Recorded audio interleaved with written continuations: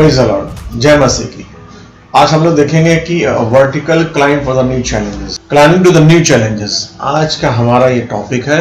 हमको जो हमारे पास चैलेंजेस आते हैं, जो चुनौतियां आते हैं, how we can climb, how can we face and we go vertically.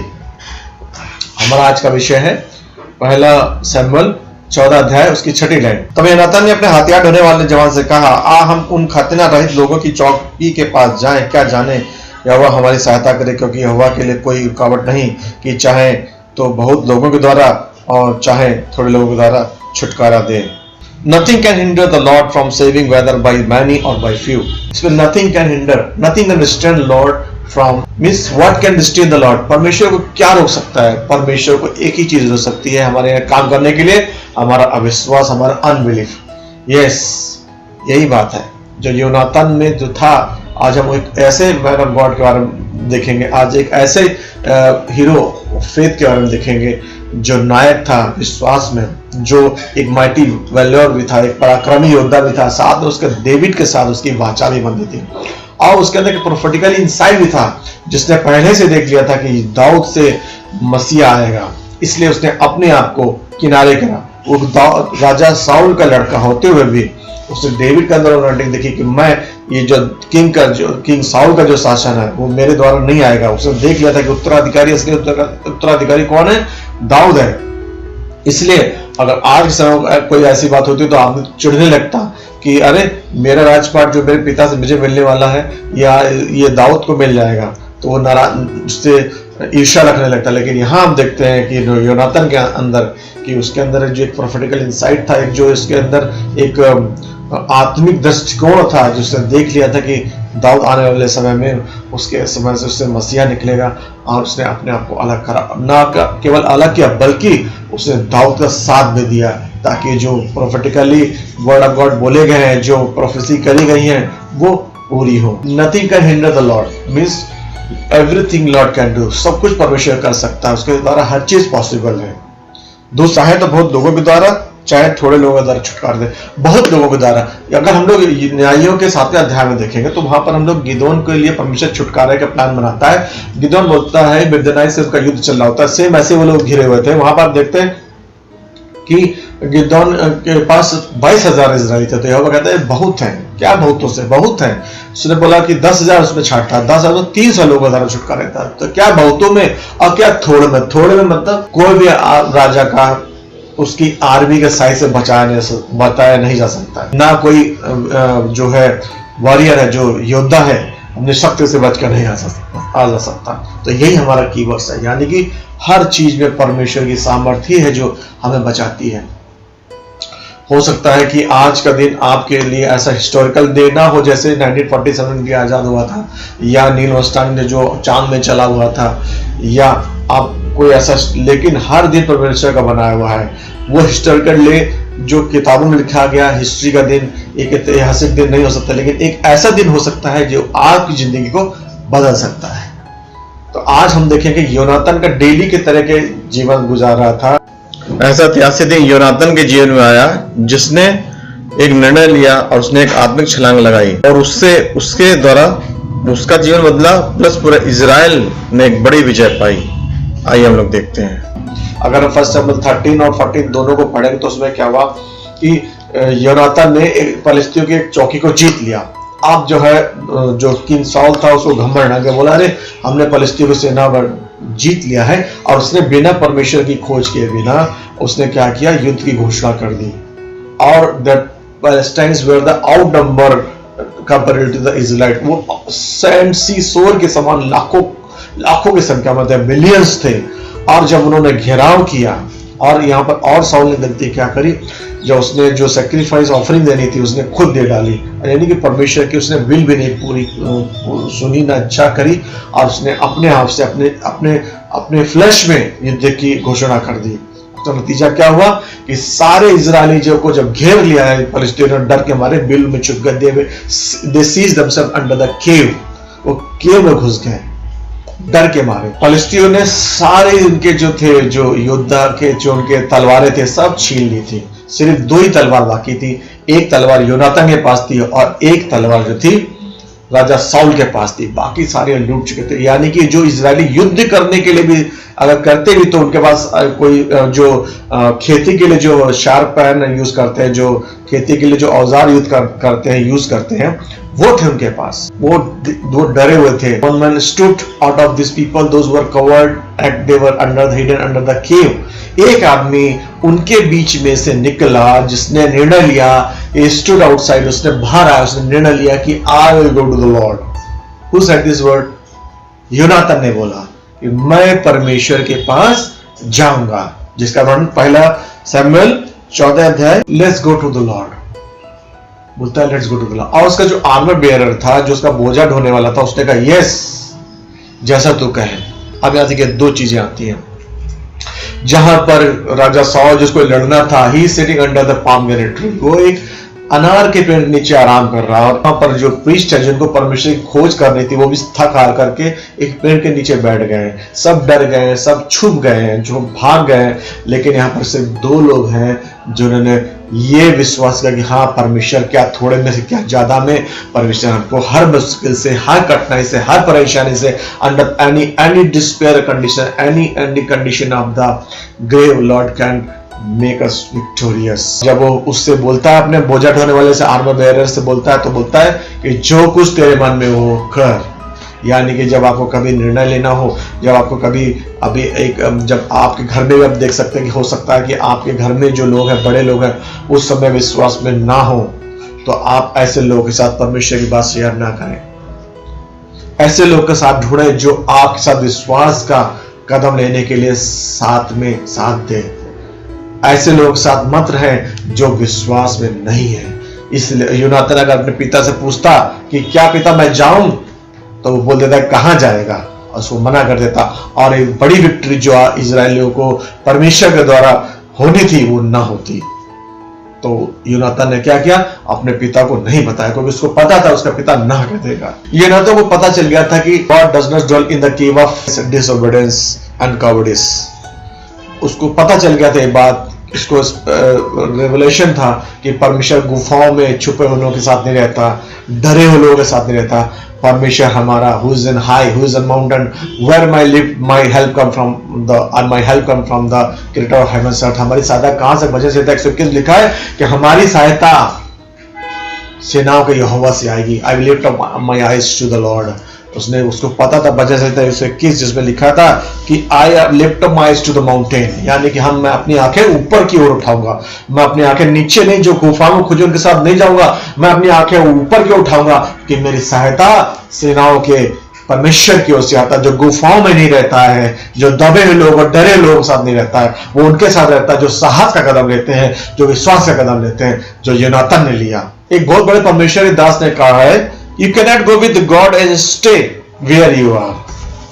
तुम परमेश्वर के साथ नहीं जा सकते और बिना अपना स्थान छोड़े हुए। आप चाहे हम वही रहें और आप परमेश्वर तक जाना चाहें तो नहीं हो सकता। You cannot go with God and without leaving your place। You have to leave your place, यानी कि you have to work where the Lord is working। हम तुम्हें वहां काम करना पड़ेगा जहां परमेश्वर काम करता है। योनातान क्या इतनी बड़ी, अगर योनातान उनके साथ अगर अनार के पेड़ के नीचे बैठ जाता, उनसे गप्पे मारता, हाँ क्या करें बहुत बड़ी परेशानी है, फलिस्तीनियों ने घेर लिया, मरने के अलावा कोई उपाय नहीं, चलो इंतजार करते मौत का। नहीं, उसने क्या किया, उसने अपना स्थान बदला, उसने निर्णय लिया। उसने क्या किया, he sought the Lord। उसने परमेश्वर की खोज करी और अपने साथ विश्वास पात्र आदमी को लिया। Main point of the story is Jonathan's action revealed the godly principle of going with the God। यह योनातान की जो मेन की पॉइंट है, परमेश्वर साथ जाने की चीज को दिखा रहा है। यानी कि अपनी जगह छोड़ करके उस चीज की तरफ जाना, निशाने की तरफ जाना जिसके लिए उसको बुलाया गया है। दुनिया को ना देखते हुए, परेशानी को ना देखते हुए, उस रेवलेशन की तरफ, उस कॉल ऑफ गॉड की तरफ जाने के लिए हमारा परमेश्वर गॉड ऑफ गोअर है। हमारा परमेश्वर भेजने वाला परमेश्वर है, गो प्रिंसिपल में काम करता है। परमेश्वर ने अब्राहम को उसके इराक से निकाला था, मूर्ति पूजा को भी से निकाला था, कहा था जा करान जा, गो टू द केनान। परमेश्वर ने मूसा को, जो 40 साल के भाग छोड़ दिया था, उसने मिस्र भाग करके पारान के मैदान के जंगलों में रह रहा था, तो वहां परमेश्वर ने कहा था गो टू द इजिप्ट, फिर से मिस्र को जा। परमेश्वर हमारा भेजने वाला परमेश्वर। मत्ती 28 परमेश्वर ने कहा कि मैं तुझे संसार के अंत तक तुम्हें जाना, I will send you to the end of this earth, you have to witness for the Lord. तुम्हें परमेश्वर के लिए विटनेस करना है। वही योनातान जो था गो प्रिंसिपल के साथ काम कर रहा था। परमेश्वर का उसकी कॉलिंग थी, उसने अपनी कॉलिंग को जाना था, क्योंकि वही was spending time with the Lord, क्योंकि उसको अपनी कॉल पता थी, उसकी अपनी बुलाहट पता थी, क्योंकि परमेश्वर था समय व्यतीत करता था। Find the go principle throughout the Bible. हम जाने वाले सिद्धांत को पूरे बाइबल में देखते हैं। Vertically inclined people can see where Lord can be found. यानी कि जो सीधा चढ़ते हैं, जो क्लाइंब करना चाहते हैं, जो छलांग लगाना चाहते हैं, वो परमेश्वर को वहां खोजते हैं जहां परमेश्वर पाया जाता। हमारा परमेश्वर आसमानी, हमारा परमेश्वर धरती आकाश के निर्माण किया है, और हमारा परमेश्वर 24/7 काम करता है, क्योंकि यूहन्ना के 5वें अध्याय की 17वीं लाइन यीशु ने कहा कि मेरा पिता अब तक काम करता है, इसलिए मैं काम करता हूं। Means we should not make a lame excuse. हमको बहाने नहीं बनाना है। We must willing to serve the Lord and we must work on the go principle. कि नहीं, मैं चलूंगा, मैं जाऊंगा, I will go. यहाँ पर हम लोग देखते हैं पतरस को भी परमेश्वर ने बुलाया था। जब बोर्ड में था तो सारे चेले नहीं आते, सिर्फ पतरस ने उस कॉलिंग को पहचाना था, और यीशु ने उसको बुलाया तो उसने तुरंत उस बोर्ड से निकल करके he took his first step from the board, और परमेश्वर यीशु की तरफ चलना शुरू कर दिया। यानी कि गो प्रिंसिपल, जाने का प्रिंसिपल, जाने का सिद्धांत परमेश्वर ने अपने चेलों को 2x2 में भेजा था। वैसे आज योनातान उसने न्यू टेस्टामेंट नहीं पढ़ी, 3000 साल बाद न्यू टेस्टामेंट लिखी, लेकिन उसे पता था रोमन्स के 8:31 में कि who can be against us if God is before us. मेरे विरुद्ध कौन हो सकता है कि मेरे साथ परमेश्वर है। ये बात पहले एक आदमी पे अगर आज की दृष्टि में देखें तो आप एक अगर आप मूवी में भी देखें तो आप देखते हैं कि अगर एक हीरो 50 लोग को मारता है तो आप सोचते हैं ये सब झूठ दिखा रहे हैं, है ना। लेकिन ये अगर आप वाकई में ऐसा इंसिडेंट हुआ जहां पर एक आदमी आउटनंबर enemy against Jonathan, millions and millions Palestine surrendered all side of the post. हजारों लाखों, एक आदमी तो 1 लाख फलस्तीनी जो खड़े होते हैं। सोचो, वहां पर योनातान उस पहाड़ पे चढ़ता है, और पहाड़ के उस पार जो है फलस्तीनी घेरे हुए हैं, उस पहाड़ पे चढ़ता, बल्कि चढ़ता भी नहीं, साथ में उसका बोझा, उसका सामान भी है, और वर्टिकली क्लाइंब, ऐसा गुरुत्वाकर्षण है अगेंस्ट द ग्रेविटी, यानी कि नीचे से धरती को खींच भी रही है। अगर वो नीचे देखे तो डर के बारे में गिर भी सकता है, लेकिन उस चीजों को हटाते हुए वो चढ़ रहा है। ना केवल चढ़ रहा है बल्कि उसको वहां पर फाइट भी करनी है। किसकी बदौलत? He is not believing on his strength but is believing on the strength of Lord. वो अपने सामर्थ्य, अपने दम पर नहीं जा रहा है, वो परमेश्वर की बुलाहट, परमेश्वर की कॉल पे जा रहा है, क्योंकि उसने देख लिया है कि परमेश्वर का थोड़े में क्या ज्यादा में छुटकारा दे सकता है। उसको सिर्फ चढ़ना ही नहीं है, उसको वहां जाकर के फाइट भी करनी है, युद्ध भी करना है, जहां लाखों फलस्तीनी जो है उसका इंतजार कर रहे हैं। हालेलुया। यहाँ पर सिलेक्शन ऑफ फ्रेंड का भी देखते हैं। जैसे दाऊद जो था, पहले किंग साउल का आर्मर बेयर था, वो उसके सारा सामान जो था युद्ध के ढोता था। यहाँ पर योनातान का जो था उसका युद्ध का सामान ढोने वाला जो आर्मर बेयर था, वो भी साहसी था। यानी कि he took his nice friend wisely। उसने, क्योंकि पहला कुरिन्थियन 15:33 में लिखा है कि bad company corrupts the good morals. जो खराब कंपनी है, जो खराब संगत है, अच्छे मोरल को भी, तुम्हारे अच्छे जोश खरोश वाले विश्वास को डाउन कर सकता है। अगर वो एक क्षण उस तरफ जाता जहां उसका पिता किंग सॉल और सारे लोग वहां बैठे थे निराशा में, अगर उनके पास जाता तो खुश हो जाता। लेकिन उसने किससे पूछा? उस आदमी से पूछा जो खुद जो परमेश्वर के खौलाहट में था। यानी कि हमको अपनी जो कंपनी है सही सेलेक्ट करनी है। ऐसे लोगों के साथ नहीं लेना जो निगेटिव हो, जो आपको एक क्रैब मेंटालिटी की जैसी होती है, कि जैसे जब क्रैब मेंटालिटी जो केकड़ा प्रवृत्ति क्या होती है कि यदि कोई आप परमेश्वर में छलांग लगाना भी चाहता, दूसरा पर खसीट लेता है, कहां पढ़ोगे बाइबल, क्या करोगे, यही रहो, मजे करो। उस मेंटालिटी से हमको बचना है, हमको गलत संगति से बचना है, हमको ऐसे लोग का साथ देना है। हमको पहचानना पड़ेगा कि हमें ऐसे लोग का साथ देना है जो हमारे साथ परमेश्वर के राज के खौलाहट से भरे हो। तो अपने साथ एक सही दोस्त को लेता है, एक सही आर्मर बेरर को लेता है जो बोलता है yes I will go with you, जैसा तू कहे। उसने एक बार भी नहीं कहा हरे लाखों फलस्तीनी वहां पर घेरे हुए हैं, मार जाएंगे, उसने एक बार भी नहीं कहा। हालेलुया। और वर्टिकली क्लाइंब, ऊंचाई की, आत्मिक ऊंचाई की छलांग, चैलेंजेस को स्वीकार करते हैं, दोनों चढ़ते हैं। एक आदमी पे 1 लाख लोग। Hallelujah. We all need friends like Jonathan's armour bearer. हम योनाथन के जो बोझा ढोने वाले, जो उसका युद्ध का सामान ढोने वाले जैसे फ्रेंड की हमको सबको आवश्यकता है, जो आपके कभी ऐसे क्षणों में जहां आपको विश्वास, इंकरेजमेंट की जरूरत हो, तो आपसे वचनों के द्वारा आपको इंकरेज करें। Friends who build up not tier down. दोस्त जो आपको बिल्डअप करते हैं आत्मिक रूप से, आपको नीचे नहीं, inspire confidence not inflict criticism.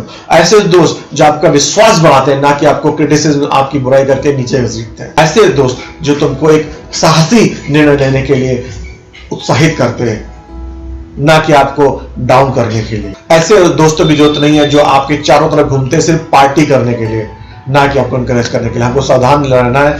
हमको ऐसे मसीह विश्वासियों से दोस्ती करनी है जो रियली बाइबल में चलने वाले हों, और आपके अगर परमेश्वर को यह बात करते तो आपसे परमेश्वर की बात करने के इच्छुक हो, ना कि आपको डाउन के दूसरी बातों में लगाने के लिए।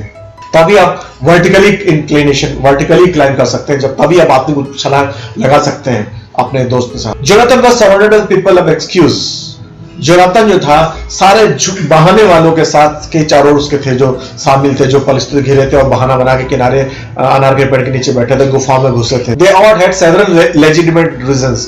उनके पास, सबके पास एक वाकई में सही, उनको अपने एक्सक्यूज बनाने के सही उनके पास पॉइंट भी थे कि सही बात है कि इतने सारे लाखों लोगों से हम कैसे लड़ेंगे। But they forgot we serve the Lord of impossibility, we serve the Lord who has created heaven। हम ऐसे परमेश्वर की सेवा करते हैं जिसने धरती आकाश बनाया। हम ऐसे परमेश्वर की सेवा करते हैं जो चीज नहीं होता उसका नाम लेता है। हम ऐसे परमेश्वर की सेनाओं के परमेश्वर की उपासना करते हैं जो एक बार में 1,85,000 असली सेनाओं को, दुश्मन की सेनाओं को मार सकता है।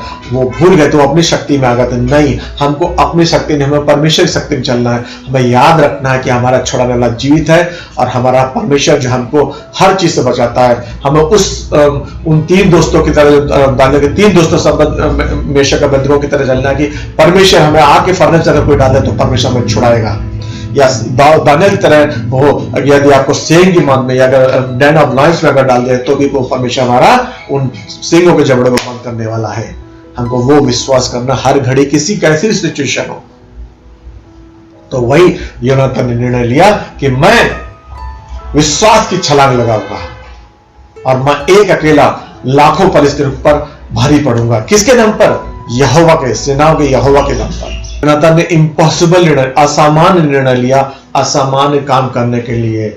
Jonathan took impossible option to do impossible task. सामान्य काम नहीं किया उसने, असामान्य काम किया। He was willing to move on higher level of faith। जो अपने आरामदायक क्षणों को छोड़ करके अलग का निर्णय लेते करने के लिए। सारे लोग उस अनार के पेड़ के नीचे बैठे थे, आराम कर रहे थे। वो समय आराम करने का नहीं था, वो भी आराम कर सकता था, लेकिन उसने अपने कंफर्ट जोन को छोड़ करके वर्टिकली क्लाइंब करने को लिए, एक आत्मिक छलांग लगाने के लिए उस पहाड़ पर चढ़ने का निर्णय लिया। उसने रिस्क लेने का निर्णय चुना, उन भीड़ से अलग हट करके। मेरे प्यारे भाई बहनों, मसीह भाई बहनों, आपको भी निर्णय लेना है।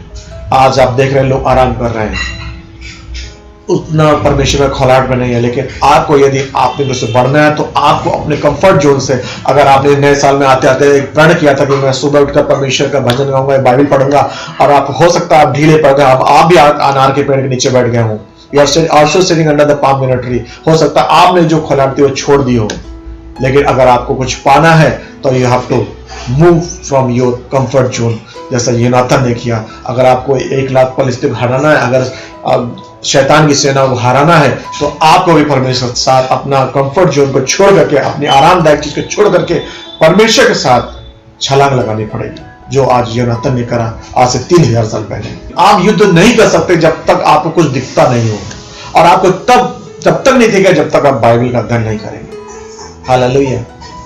उस समय योनाथन के समय तोरा ही थी, वही पढ़ता था, लेकिन उसको पता था कि शमगार के बारे में, जिसका जजेस में, न्यायों के शमगार के बारे में 3 में उसको याद था कि एक शमगार ने हल चलाने वाली चीजों को लेकर के 600 परिस्थितियों को मार दिया। उसको याद था कि क्या थोड़े में क्या ज्यादा परमेश्वर सहायता कर सकता। उसको याद था कि गिदोन को परमेश्वर ने 300 लोगों से विजय दिलाई थी।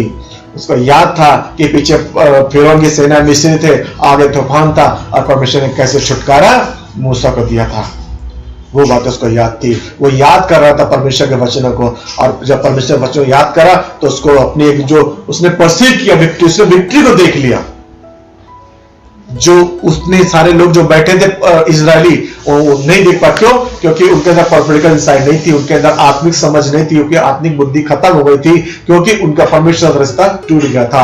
वहां पर एक इकाबोध शब्द भी आता है। इकाबोध मतलब ग्लोरी हैज डिपार्टेड, जो परमेश्वर के महिमा उड़ गई है।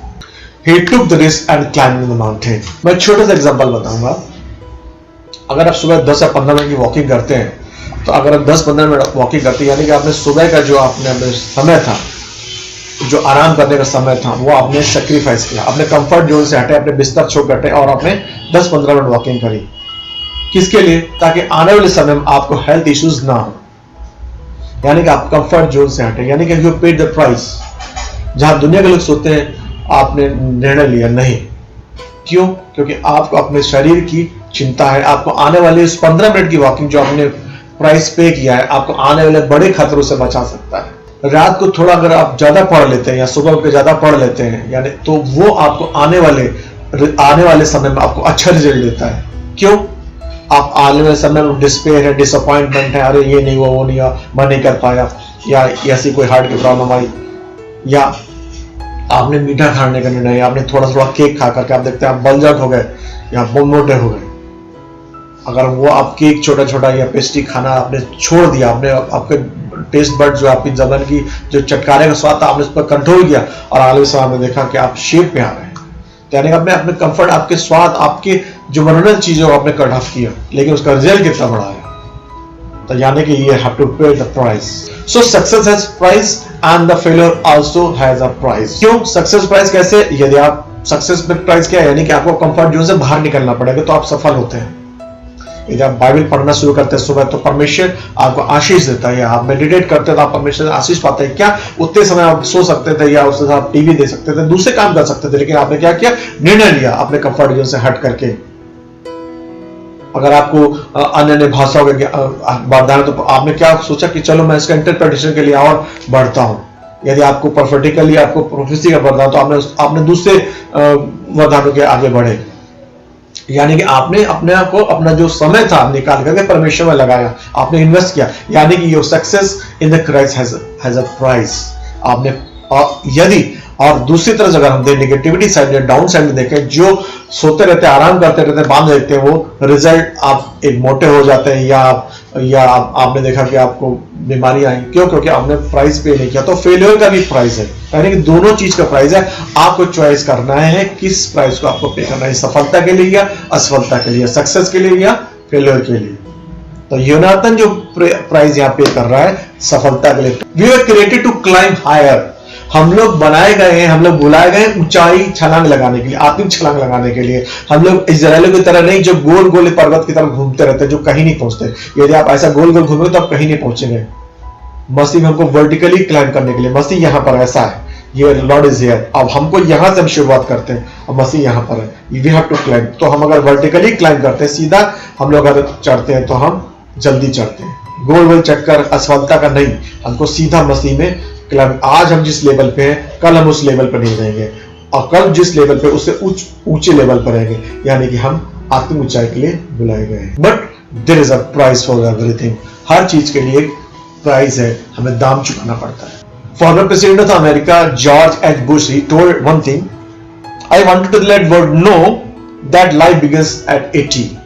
जॉर्ज एच बुश जो थे अमेरिका के प्रेसिडेंट ने कहा था कि मैं दुनिया को बताना चाहता हूं कि जिंदगी 80 साल से शुरू होती है। हालेलुया, कितनी बड़ी बात कि 80 साल में बंदा ये बोल रहा है कि लाइफ 80 साल के बाद शुरू होती है। यानी कि कितनी भी, अब सोचो 80 साल में लोग सोचते हैं कि अरे अब कुछ नहीं बचा, लेकिन वहां पर बंदा ये बात बोली। और उसने क्या किया? On 80th birthday he went for the sky diving, छलांग लगाई आकाश से 80 साल की उम्र में। We are been called to climb high, we are been called, हम लोग बुलाए गए ऊंचाई में छलांग लगाने के लिए, हम लोग बुलाए गए मसीह के साथ जाने के लिए।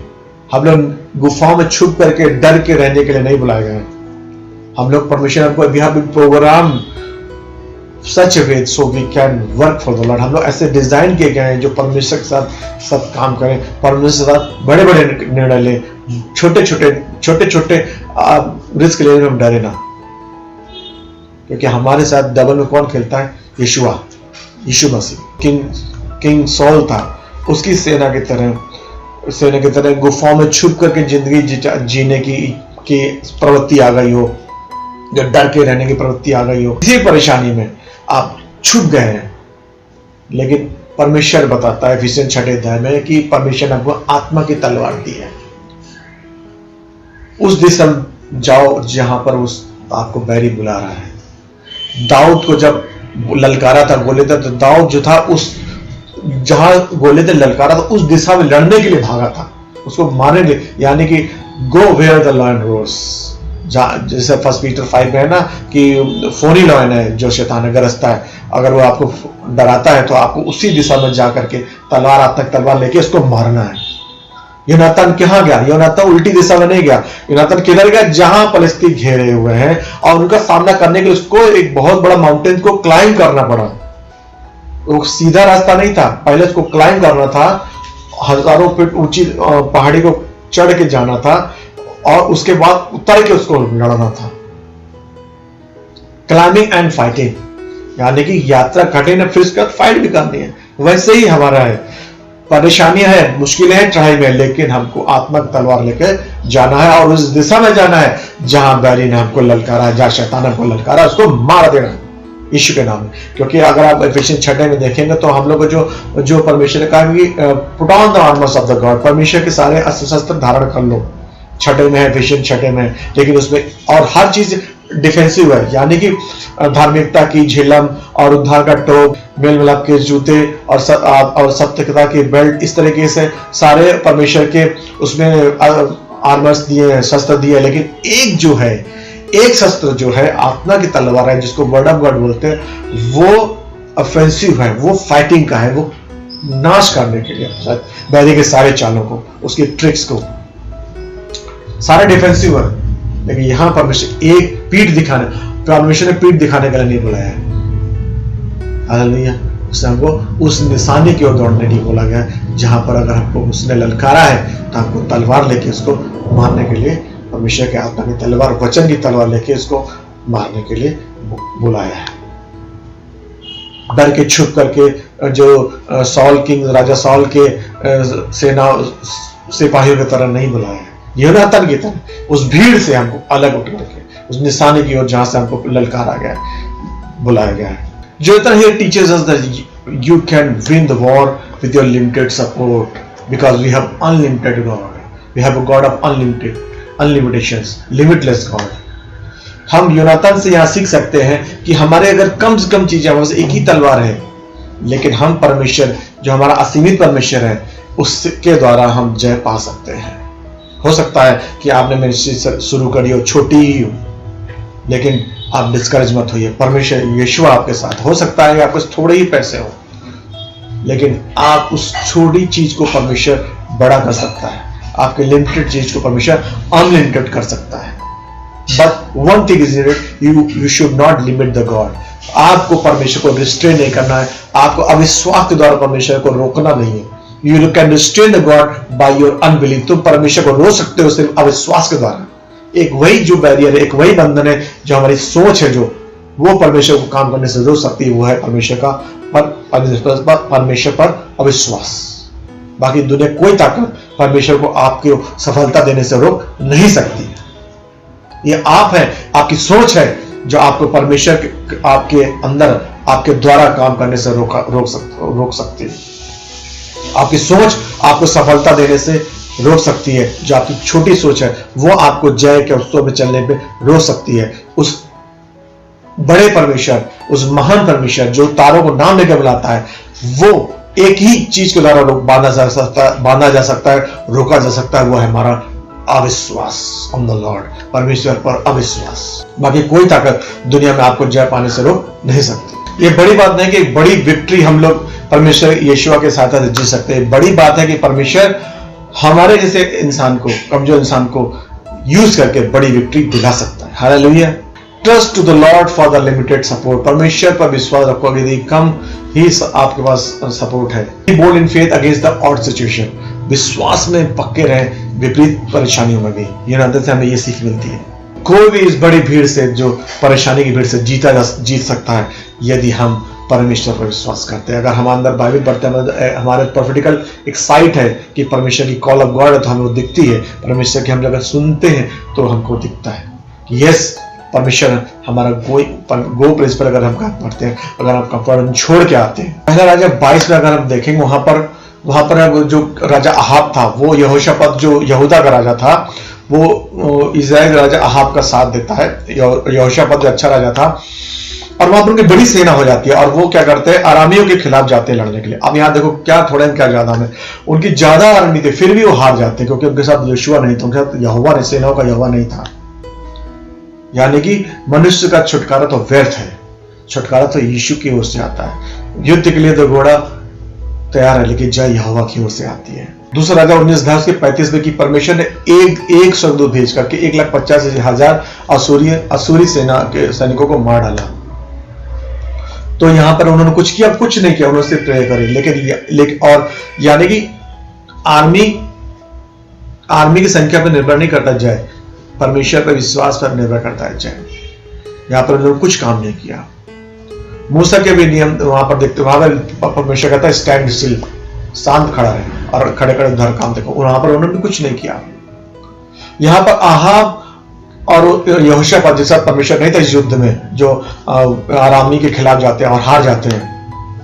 लेकिन अब यहाँ योनातान में देखते हैं, यहाँ पर परमेश्वर क्या करता है। लाखों लोग यहाँ भी घेरे हुए थे फलिस्तीनी, और लोग छुपकर सारे जो उनके साउल के जितने थे, राजा साउल के जितने भी सैनिक थे, जो गुफा में छुप कर भाग खड़े हुए थे, वहां पर एक आदमी, प्रेयर से ही काम नहीं होता, वो क्या होता है, उसको चढ़ना पड़ता है, यानी कि कंफर्ट जोन छोड़ना पड़ता है। यानी कि परमेश्वर कभी कभी आपको आपके कंफर्ट जोन से हटाना चाहता है, आपको उस जगह से हटाना चाहता है और दिखाना चाहता है कि मेरे बेटे मेरी बेटी, मैं तुम्हारे साथ हूं, तुम क्लाइंब करो, मेरे साथ चलो, and I will show the miracle. वहां पर परमेश्वर वो वहां पर न केवल क्लाइंब करता है बल्कि परमेश्वर वहां पर गड़बड़ी फैला देता है फलिस्तियों की सेनाओं में। और एक तलवार, जो तलवारें थी उनके पास, सबके पास तलवार थी और औजार बनाना जानते थे, उन्होंने इजरायलियों को तलवार बनाने का काम नहीं सिखाया था और उन्होंने सारी तलवार छीन ली थी। वही तलवार जो उन्होंने छीनी थी एक दूसरे पर परमेश्वर चला देता, सारे फलिस्तीन मर जाते हैं और जय सेनाओं की यहोवा की ओर से आती है। हालेलुया। चाहे कितनी सिचुएशन हो, चाहे कितने भी लिमिटेड सपोर्ट हो, हमको सेनाओं के यहोवा पर विश्वास रखना है क्योंकि जय हमारे यहोवा की ओर से आती है। न थोड़े से न ज्यादा में परमेश्वर कैसे भी छुटकारा दे सकता है, क्योंकि हमारे अंदर जो अंदर है वो बाहर से बड़ा है, क्योंकि हम जय को सुनने चलता है। क्योंकि हमारा परमेश्वर हमारी सोच से बढ़ के काम कर सकता है। जो हमने चित्त में सोची, जो मैंने आंखों ने देखी, जो कानों ने सुनी, ऐसी परमेश्वर ने आशीषें उनके लिए रखी है। जब मैं 29:11 जैसा लिखा है, ये परमेश्वर तुम्हारी भलाई की योजना रखी है, हानि की नहीं, लाभ की योजना है। बशर्ते हमको परमेश्वर के साथ, we must ready to work with the Lord. हमको we have to work where the Lord work. हमको वो करना है जो परमेश्वर कहता है। हमको वो परसीवरेंस होना चाहिए, हमारे पास वो सोच होनी चाहिए, हमारा दृष्टिकोण होना चाहिए कि यस परमेश्वर हमको छुटकारा दे सकता है। वो दृष्टिकोण कब आएगा? जब हम बाइबल पढ़ेंगे, परमेश्वर संबंध समय बिताएंगे और उसकी कॉल को सुनेंगे, पहचानेंगे। परमेश्वर आपको इन वचनों से आशीष दे। आमीन।